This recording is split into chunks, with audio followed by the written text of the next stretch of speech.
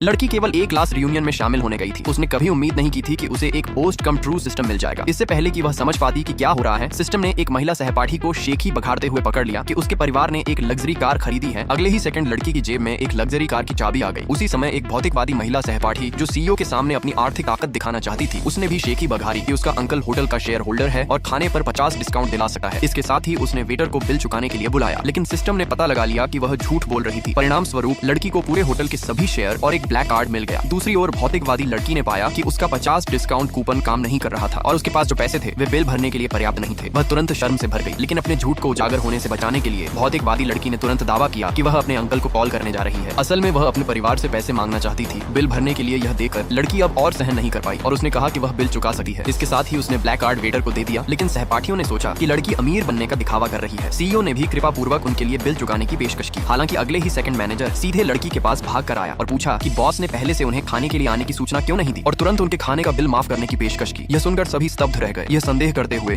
कि लड़की वास्तव में एक छिपी हुई अमीर व्यक्ति है। यह देखकर भौतिकवादी लड़की तुरंत असंतुष्ट हो गई। उसने जोर देकर कहा कि उसने अभी अपने अंकल को कॉल किया था और उसी ने उनका बिल माफ किया है। क्योंकि लड़की भी नहीं जानती थी कि वह अचानक अमीर कैसे बन गई। उसने भौतिकवादी लड़की के झूठ का पर्दाफाश नहीं किया। अप्रत्याशित रूप से अपनी इज्जत बचाने के लिए भौतिकवादी लड़की ने फिर शेखी बघारी की पास वाले क्लब का मालिक उसका कजिन है और वह सभी को वहाँ कराओगे और अन्य गतिविधियों के लिए ले जाएगी। अगले ही सेकंड लड़की को सिस्टम से सूचना मिली कि वह क्लब की मालिक बन गई है। जब भौतिकवादी लड़की ने अपने कजिन को कॉल किया तो उसे बताया गया कि क्लब पूरी तरह बुक है और कोई प्राइवेट रूम उपलब्ध नहीं है। यह सुनकर सहपाठी निराश हो गए और सभा खत्म करने का फैसला किया। लेकिन लड़की ने तुरंत सीईओ को एक तरफ ले जाकर कहा कि वह पास वाले क्लब के मालिक को जानती है और एक प्राइवेट रूम बुक कर सकती है। उसने यह सिर्फ इसलिए किया क्योंकि वह और सीईओ लंबे समय से एक दूसरे पर गुप्त रूप से आकर्षित थे। बस पहले लड़की को लगता था कि यह एक तरफा आकर्षण है और उसे अपने और सीईओ के बीच के बड़े अंतर के बारे में कुछ समझ नहीं आता था, इसलिए वह जानबूझकर उससे दूरी बनाए रखती थी। अब जब उसके पास पोस्ट कम ट्रू सिस्टम था, उसने इस मौके का फायदा उठाकर सीईओ के करीब आने का फैसला किया। हालांकि जब सहपाठियों ने यह सुना तो उन्होंने सोचा कि लड़की शेखी बघा रही है। आखिरकार जब भौतिकवादी लड़की भी प्राइवेट रूम बुक नहीं कर पाई तो उसके जैसी एक फूड डिलीवरी करने वाली लड़की यह कैसे कर सकती है। लेकिन लड़की ने बस क्लब को एक फोन कॉल किया और क्लब के स्टाफ ने तुरंत उसके लिए एक वीआईपी प्राइवेट रूम बुक कर दिया। यह देखकर सभी चौंक गए, लेकिन भौतिकवादी लड़की अभी भी सोच रही थी कि लड़की नाटक कर रही है। लड़की की चाल को उजागर करने के लिए केवल यह देखने के लिए कि क्लब के कर्मचारी लड़की के आगमन का स्वागत करने के लिए कतार में खड़े थे।